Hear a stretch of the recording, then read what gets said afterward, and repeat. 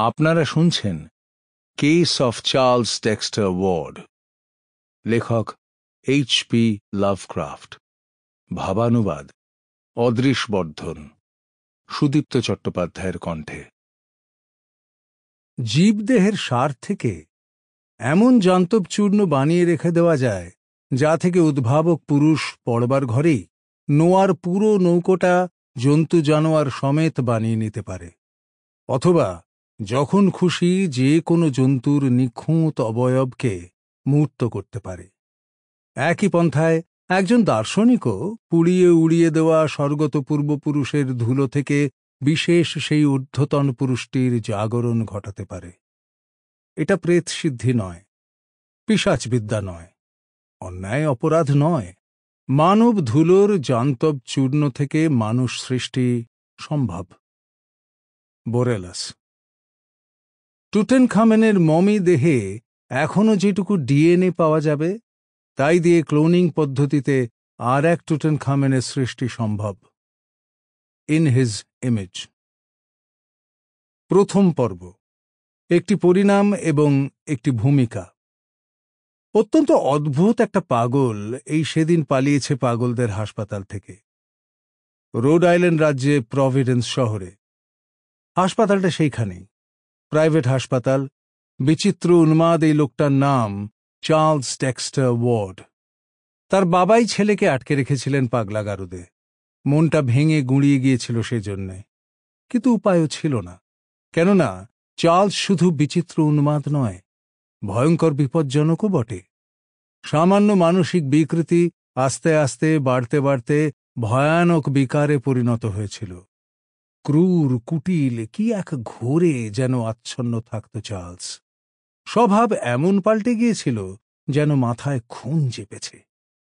মনের হেন অদ্ভুত পরিবর্তন দেখে ধোঁকায় পড়েছিলেন ডাক্তাররা। দেহ আর মন সম্বন্ধে এতদিন তাঁরা যা জানতেন, চার্লস ডেক্সটার ওয়ার্ড সে সবের ব্যতিক্রম। প্রথমেই ধরা যাক চার্লসের চেহারা।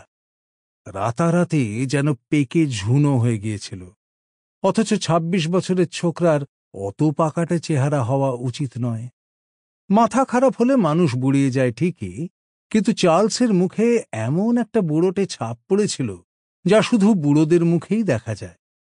তারপর ধরা যাক চার্লসের দেহযন্ত্রের উল্টোপাল্টা আচরণ। একটা যন্ত্রের সঙ্গে আর একটা যন্ত্রের এমন একটা বিদঘুটে অনুপাত দেখা গেল যার নজির চিকিৎসা জগতে আর নেই। সমতা রইল না নিঃশ্বাস প্রশ্বাস আর হৃদপিণ্ডের ধুকপুকুনির মধ্যে। গলা এমন বসে গেল যে কানে কানে কথা বলার মতো ফিসফিস করে কথা বলতে হতো চার্লসকে। হজম করার সময় বেড়ে গেল, ক্ষমতা গেল কমে। সুস্থ বা অসুস্থ অবস্থায় মানব স্নায়ু যেভাবে সাড়া দেয়, চার্লসের ক্ষেত্রে ঘটল তার উল্টো। সৃষ্টি ছাড়া এই গরমিলের অনুরূপ উদাহরণ চিকিৎসা শাস্ত্রেই নাকি বিরল। সেই সঙ্গে দেখা গেল চামড়া শুকিয়ে মড়ার চামড়ার মতো ঠান্ডা হয়ে গিয়েছে। টিস্যুর মধ্যে কোষগুলো যেন নিরতিশয় রুক্ষ এবং ছাড়া ছাড়া ভাবে সাজানো। চার্লসের ডান পাছায় জলপাই রঙের এক ধ্যাবড়া জরুল চিহ্ন ছিল, সেটাও মিলিয়ে গেল রাতারাতি। উল্টে বুকে দেখা দিল এমন একটা অদ্ভুত তিল বা কালচে দাগ যা নাকি চার্লসের বুকে কস্মিন কালেও ছিল না। এইসব দেখেই মাথা ঘুরে গেল ডাক্তারদের। এক বাক্যে তারা বললেন, চার্লসের শরীরে মেটাবলিজম অর্থাৎ বিপাক এমন পেছিয়ে গেছে যা অতীতে কখনো কারো ক্ষেত্রে দেখা যায়নি। মনস্তত্ত্বের দিক দিয়েও তুলনা নেই চার্লস ওয়ার্ডের। অতীত বা বর্তমানের কোনো রকম পাগলামির সাথে মিল নেই তার পাগলামির।